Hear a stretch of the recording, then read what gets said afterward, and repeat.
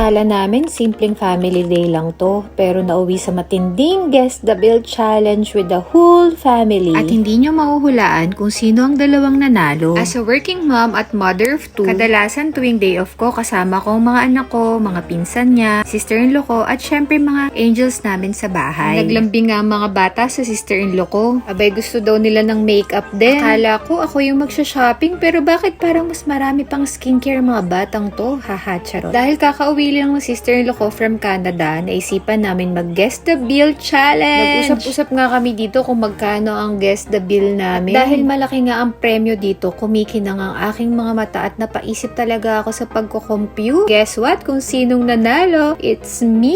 Bilang mami, dun talaga tayo magaling sa pagko-compute ng bill. Sa dami nga ng mga kinumpute na nating bayarin, naku, ewan ko na lang talaga kung matatalo pa ako dito. Haha, charot. Kaya naman maraming salamat sa sister-in-law ko. Love you, sis. At dahil nabitin nga kami sa Guess the Bill Challenge, request pa kami ng second round dito. After shopping, syempre gutom na ang lahat, kaya diretso kain agad. Kumain nga kami sa TGI Fridays. Honestly, ito talaga favorite part ko bilang working mom, yung simpleng gala lang pero kompleto kayo. Kahit pagod sa work, worth it lahat kapag ganito moments namin. Second round na to ng Guess the Bill namin, pero hindi na nga ako sumali kasi nanalo na nga ako. At sino kayang maswerteng mananalo? And the winner is... Siya talaga ang pinaka-quiet pero pinaka-magaling manghula. Hindi man kami lahat nanalo sa Guess the Bill, pero panalo naman kami sa memories today. Ganito talaga buhay working mom. Magulo, maingay, magastos, pero super worth it. See you sa next episode of Working Mom Diaries!